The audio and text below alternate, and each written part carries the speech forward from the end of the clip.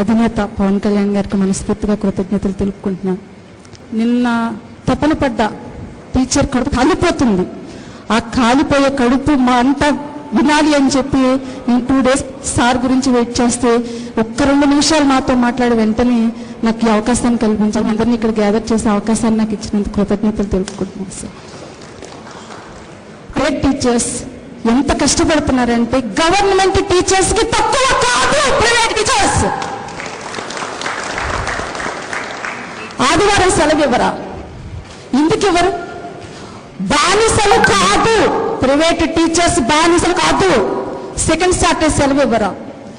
ఎంత కష్టమైనా పడతారు, ఎంత కష్టమైనా పడతారు. ప్రైవేట్ టీచర్స్ పిల్లల భవిష్యత్తు కోసం ఎంత కష్టమైనా పడతారు.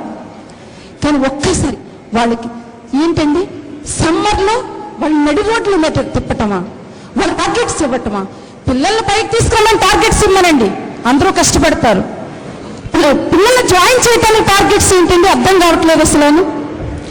రెండోది గుర్తుపెట్టుకోండి, టీచర్స్ అంటే బానిసలు కాదు. మళ్ళీ చెప్తున్నాను. నెక్స్ట్ మేనేజ్మెంట్ ఏం చేస్తుందో చూడండి. టీచర్స్ తప్పు లేకపోయినా పేరెంట్స్ ఏదైనా ఆవేశంగా వస్తే టీచర్ అప్పచెప్పేస్తున్నారు.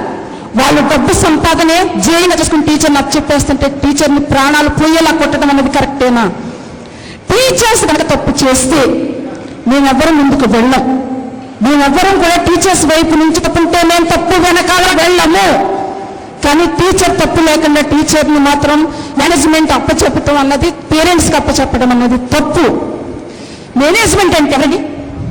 టీచర్కి పేరెంట్కి వారధి. ఆ వారధి కరెక్ట్గా లేకపోతే ఎలా?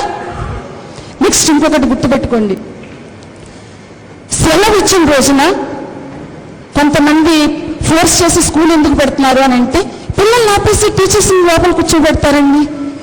ఏం చేయమని? అది ఎంతవరకు కరెక్ట్? నెక్స్ట్ ఇంకొకటి అండి, ఒకరోజు సెలవు పెట్టి 2 days శాలరీ కట్ చేస్తారా? కరెక్ట్ పద్ధతి కాదు. నెక్స్ట్ ఇంకొకటి అండి, మాకు మెయిన్ సమస్యలు ఇవే. మాకు సార్ వాయిస్ కావాలి, సార్ వాయిస్ కావాలి. నెక్స్ట్ ఇంకొకటి అండి, పిల్లలకి ఎంత గౌరవము, విలువలతో కూడినటువంటి విద్యను అందించాలి అంటే టీచర్ని వాడుకోవాలి. గురు పూజోత్సవం రోజునే గురువుకి దండం పెట్టమనే స్కూల్స్ మాకు అవసరం లేదు.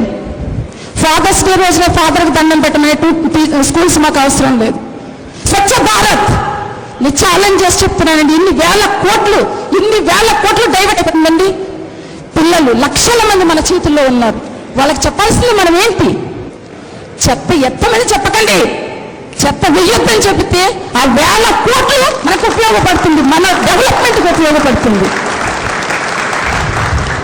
నెక్స్ట్ ఇంకొకటి అండి, నేను కమ్మ సామాజిక వర్గానికి చెందినదాన్ని. అది కడుపు నింపదు. మన బాధ వినేటటువంటి మనకి వ్యక్తి కావాలి, మన సమస్యలకు ఇచ్చేటటువంటి వ్యక్తి కావాలి. నెక్స్ట్ ఇంకొకటి అండి, మీ అందరికీ ఇందులో కొంతమంది అందరికీ తెలిసిన విషయం, సార్కి తెలియని విషయం, నేను ప్రైవేట్ మేనేజ్మెంట్, నేను ప్రైవేట్స్కి పనిచేస్తున్నాను.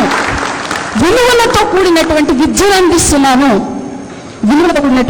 అందిస్తున్నాను. నెక్స్ట్ స్కూల్ బస్సులు తీసుకెళ్ళిపోతున్నారండి. చిన్న మీటింగ్ మీరు ఎందుకు ఇవ్వరు? ఇస్తామండి. ఎప్పుడు ఇస్తాం? నిజంగా సమస్య కోసం పెరగనండి, మేము కూడా వెళ్ళి కష్టపడతాం. అక్కడ మీకు 11 బస్సులు ఉన్నాయండి, 2 పంపించండి అంటే, మన 70 కిలోమీటర్ల నుంచి హర్షిత స్కూల్కి వస్తున్నారు అంటే అక్కడ మీరు 2 బస్సులు ఇచ్చేస్తుంటే వాళ్ళకి నేను ఎలా తీసుకెళ్ళను? లాస్ట్ టైం అండి హెరాస్మెంట్ నేను చెప్తున్నాను, నేను టీచర్స్ బస్సు ఇచ్చేస్తానండి. నేను భరించలేక పిల్లలకి నాకు ఎగ్జామ్స్ జరుగుతుంటే టీచర్స్ బస్సు ఇచ్చేస్తానండి. నేను టీచర్స్ని ఆటోలో తీసుకెళ్ళాలి. ఇక్కడ నుంచి 5 కిలోమీటర్లు టీచర్స్కి ఆటోలు పెట్టి నేను తీసుకెళ్ళాను. మీరు చిన్న బస్సు పంపిస్తారా? ఎందుకు పంపిస్తారు? ముందు ఆర్టీఓ ఆఫీస్కి తీసుకొచ్చి బస్సు పెట్టండి అన్నారు. ఒకటే చెప్ప, బస్సు అక్కడ పెట్టేసి కీస్ అక్కడ పెట్టి నా డ్రైవర్ని వచ్చేయమని చెప్పాను.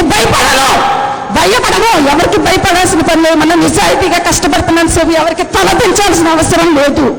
మళ్ళీ చెప్తున్నానండి నేనైతే.